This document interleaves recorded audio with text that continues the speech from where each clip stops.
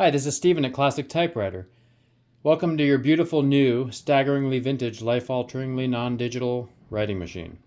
This is a 1964 Galaxie II, one of the Smith Corona staples from the 60s. I'm going to give you a little walkthrough of some of the features so you know what you're getting into, as well as some of my thoughts about the machine. So here we go. This is the touch control, they call it. Whether you want to use a light or medium touch, if you're not used to typing, it's all going to feel like a harder press compared to digital tools. There's no separation, it just pulls on a spring in there that creates more tension. This is a two-tone ribbon selector, black, red. This is if you have a two-tone ribbon installed, or the middle, which is blank. This says set in CL, which means this is how you set the tabs. When you push tab, it'll stop there. This clear button, if it works, it'll clear whatever that tab was. And you can hold that down and clear them all at once. Often when you find these various places, those keys are stuck or just stiff, not working, not good. It's a retractable paper support. They're all that style. Left and right margin, push down to slide over. This is a 10 character per inch machine, so the ruler bar goes up to 80 here. Notice on this, the typewriters, the paint is blue, so they have a matching plate in. This folds up. There's a little switch here.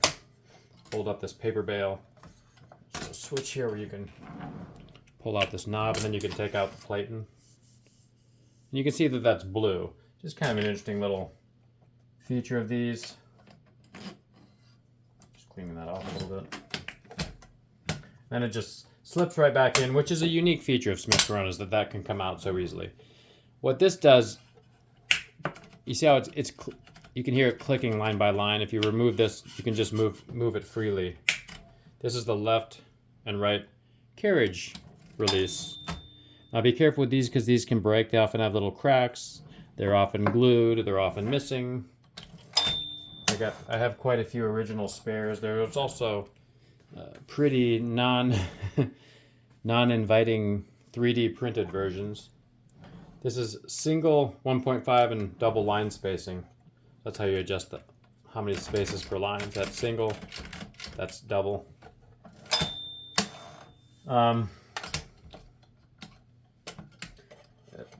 That's how you release this is how you release the rollers if you need to like pull the paper out. There's a little switch here. So all these little switches you gradually get to know, and they all do something. This slides open. I like to put a vintage metal spool in here. This is a plastic one currently. I will switch that out because it's just so much nicer.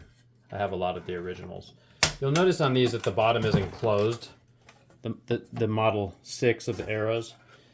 And you just remove these two screws and pop it off. You don't really have to remove those two unless you want to. You adjust the upper and lower case by those screws showing there if one's lower than the other. So that's beautiful. Another interesting thing on these, and the Classic 12, and I think the Galaxie 12, is that you can take this little cap off. So these are interchangeable. So if you can find other extras of these, what you do is you just pull that off. So they have it kind of where you used to have to get a custom like keyboard to have any special keys, and then they made it so you could exchange these other two. On the Galaxie 2, it's only the one. On some, it's both. So that way, if you need like a special accent key for certain languages, I had one that was a smiley face and a frowny face once, which I gave to a teenage girl who was ecstatic because it's the first emoticon, 1964. So this is just a beautiful machine. Let's see how she types here. Remove this. Toss it over there. So this left page guide, you move it to where you want it, generally around the 0. Lift up this paper bale. Let these rollers hold the paper. You can slide them around. Then you adjust the left margin to where you want it. I want it a little bit more over. And if you adjust the right margin where you want it, you'll hear the bell. For smaller papers though, I usually just eyeball it and go toward the end. For larger letter size, yes, the bell will ring maybe a certain amount of spaces before the end of the page. Let's see how this goes. I had this set on blank, so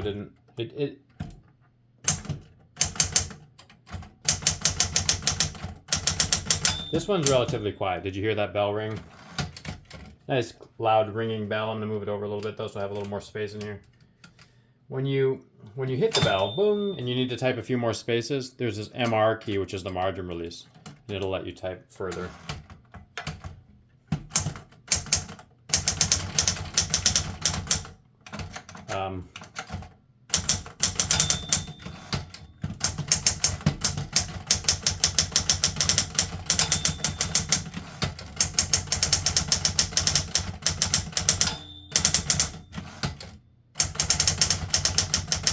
You can hear us crank it on here.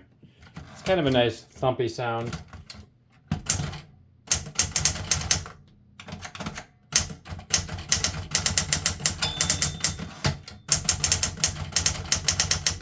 You're gonna see I'm gonna switch to the red, back to the black.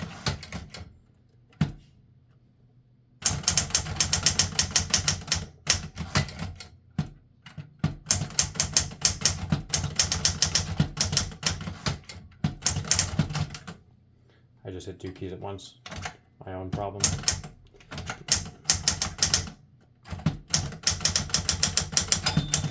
And the reason, like every typewriter feels a little bit different. So as you can tell, I'm fairly fast on this, but I never type on this model. So it feels a little bit different. There we go. And sometimes when you're moving it over manually, it'll move us one space from the end, and you need to give it enough of a firm return. That's why we have some of these spaces here. And again, this is just a quick demo. This has the little gel comfort for many regular returns. No carriage lock on this one. There's usually a switch on this side because the case is designed to hold it in place, which I will now show you. Move this over here. This is the case. Fairly self-explanatory unless you're really new to typewriter cases. An old treasure in here. So I'm gonna stick this. This has a hole in the back here, and that goes onto this prong here, this 2-part prong. And then you want to center the carriage, or these pieces on the side will hit it when you close it. So now it's latched in. Then you can close it if it's centered. The reason I'm showing you this is so I can show you how to open it. You're going to squeeze these 2 sides. That's fairly self-explanatory. These are nice, robust, strong metal cases. Rarely flex or warp. Look at this button. It says to release, and there's an arrow that pushes here. Normally that sticker is no longer there, so you would not know that. That's why I'm going to show you. It's latched into the case. When this is up, it's not latched in the case. So you'll see this little button. When you close the case, it latches it in. If you need to release it, you push that up, then you can pull that out. So just a beautiful streamlined machine. When I say streamlined, it's because some of them have a host of features like a power space and a half space. And this is nice because there's less that can go wrong with it. And it's also thinner, like the Galaxie 12 and the Classic 12, they have a wide carriage, so they have a much bigger case, a little bit more cumbersome to carry around.